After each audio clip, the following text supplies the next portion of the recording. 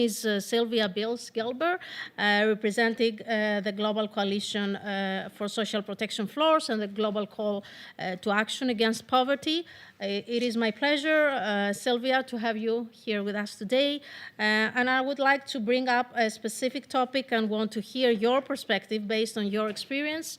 Millions of women and girls have no or limited access to social protection, which is often seen as a cost rather than an investment, as a privilege rather than a human right.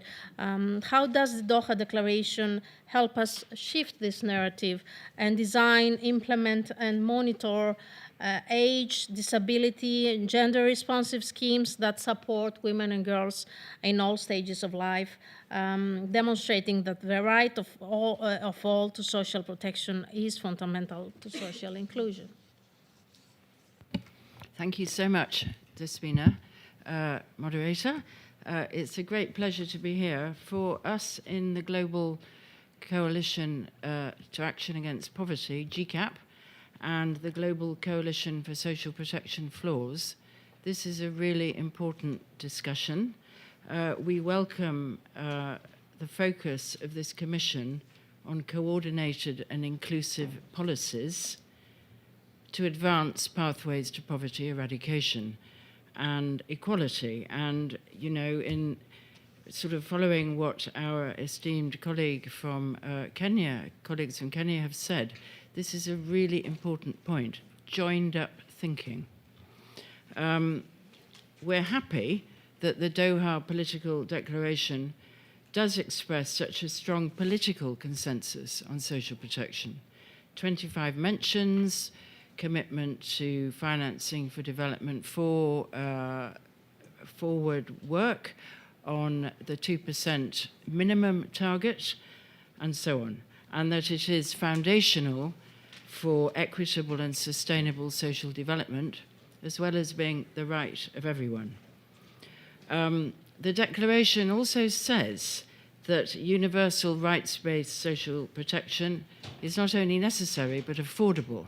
And it's great to hear the words of Kenya that you are financing it through domestic revenue. It's a no-brainer, isn't it, that this is one of the most powerful tools we have to make our societies more equitable and reduce poverty. Many member states have said so this week. I've been listening carefully.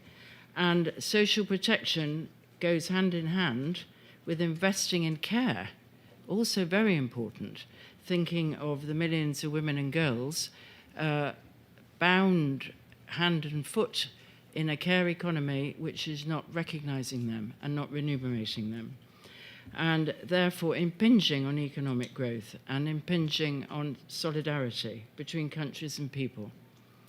So we do have a dilemma, a real dilemma, that billions of people, with the burden falling heaviest, I think, on women and girls, who are unprotected, excluded and left behind.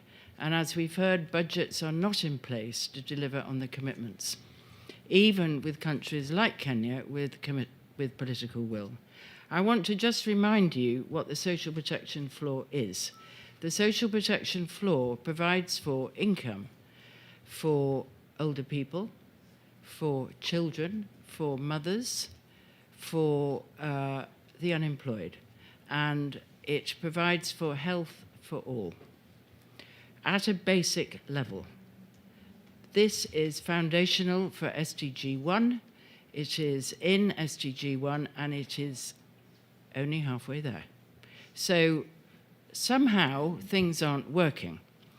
So how can the narrative and practice be shifted so we don't always have to argue that it's a cost rather than an investment? You've all said it's an investment rather than a cost. A handout as opposed to a hand up. How can governments implement these promises? So we've had examples here and during the Commission, and we have the persistent work of champion governments that work with the ILO in the USP 2030 and in the regional commissions. It's really encouraging to hear all this, that human rights, dignity, equality for all across the life course. Therefore, we have a few ideas, our networks. In the first place, it's really important, as you have emphasized, Kenya, that governments develop national implementation and financing plans for universal social protection floors. This is the basic, the floor from which all else can come. Many have done so, many have not, and we propose that they should do so by the end of 2028. And they should include time-bound targets, which we can all follow and support. They're grounded in existing schemes, human rights, and so on. We have to address and dismantle the barriers, which are gender, disability, age, migration status, ethnicity, socioeconomic background, locality-based. They can't be universal if they are not inclusive. So let's not kid ourselves.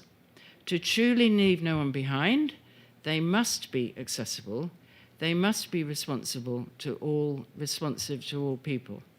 Second, we think that all stakeholders, civil society like ourselves, we should engage in a clear and joint focus on accountability.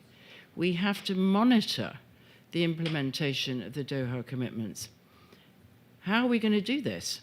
It's real and focused work to look at the evidence together and the data and the gaps, and to have bottom-up conversations about these. And we need all our partner organizations to contribute expertise, effort, and data. That's why it's so great we have these linkages here today. And also, we mustn't be shy about holding our governments and policymakers accountable and calling them out for what they're not doing. We also think, thirdly, we have to call into question what we believe is an excuse in many countries that domestic resources are insufficient to achieve universal social protection. It's about political choices and global rules. Domestic taxation, ending illicit tax flows, climate reparations, and payment of taxes is part of this financing. The ongoing UN tax negotiations going on here are a major opportunity. Today, governments lose an estimated US dollars 312 billion annually in corporate tax revenues due to profit shifting by multinational enterprises. Twice the outstanding loans of the IMF. They're resources that could finance social protection and essential public services.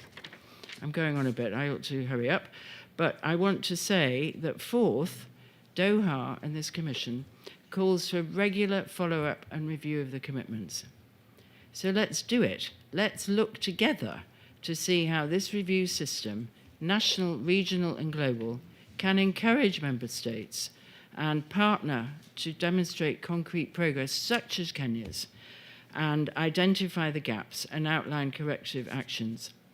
And we also want to have many more of these meaningful and inclusive consultations with civil society, trade unions, community-based organizations, groups of self-advocates, organizations of persons with disabilities, older persons, women and children and youth.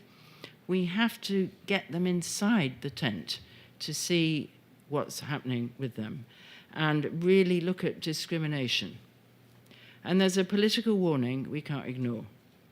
The UN Special Rapporteur, Olivia de Schutter, has said that sustained welfare retrenchment and cuts erodes trust, deepens insecurity, fuels divisive policies, including the rise of far-right populism.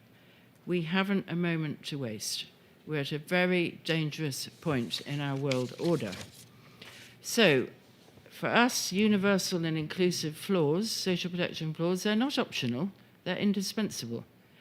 And we want to work with you all on this. And I just want to finish by saying, of course, Peter said so, laws matter. Political will matters. So let's together combine efforts to develop these plans and come and report back next year. Thank you. Thank you, Sylvia. I really appreciate your valuable contribution to this discussion.